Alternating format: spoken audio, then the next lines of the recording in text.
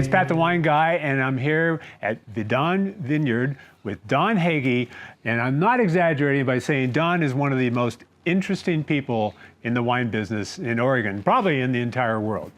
Don, welcome. Thank you for coming, Pat. My pleasure. So your background, I don't know if we have enough time to go into everything you've done, so I'm going to hit the highlights here. You were a former NASA physicist. Right. And you were in the Apollo, you were involved in the Apollo missions. Yes. Apollo 7 through 13. 13, right. So you helped put a man on the moon. Well, I was there, yeah. No. Along with 50,000 others. Well, you were there. You were helping putting a man on the moon. Now, for the past many years now, you've been making wine. How does that transition work? How do you go from NASA to making wine in Oregon? Well, it starts on a farm. I like farming. Okay. And then in Berkeley, as an undergraduate, I got kind of hooked on wine. I used to visit Robert Mondavi a lot when there were 6 wineries in Napa. Sure. And I just liked wine. Then I did postgrad in France and further learned about wine. And so it kind of came together, farming and wine. So I bought land and started the vineyard. So you came up here to Oregon, still working in tech, right? Yes. Okay. Right. And visited Yamhill County and just fell in love? I used to bike out here, and I fell in love with the area. Right. So how many years now for Vidon? Bought the land in '99, started planting in 2000, released the 2003 in 2005, the first vintage. So it's been about 18 years, I guess. So there's a book out that says wine isn't rocket science, but you know wine, you know rocket science. There's some similarities. Not many. Really? I don't think so.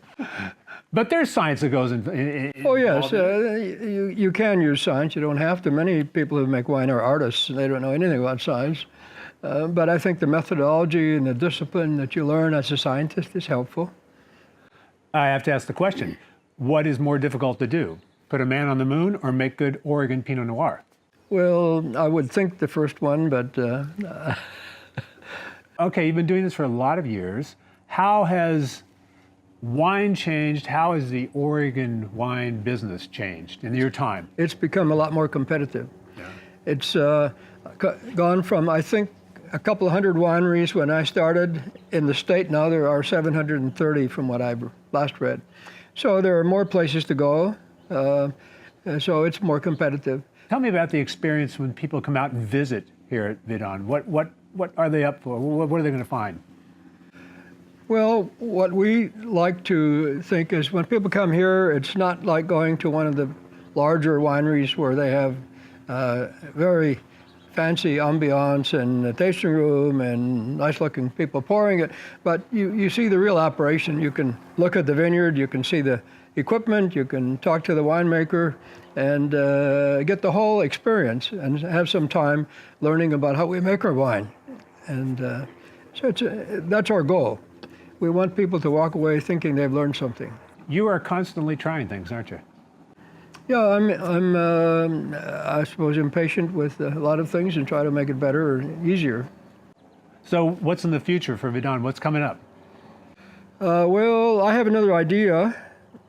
I haven't spent a lot of time on, but I think I know how to reduce the labor cost of topping off barrels and save wine. Gotta love that. I haven't gotten around to really do much about it, but I know it'll work. Don Hagee's going to figure it out. Don, thanks so much for your time. We've been here speaking with Don Hagee at Vidon Vineyards, Pat the Wine Guy, and we'll see you next time.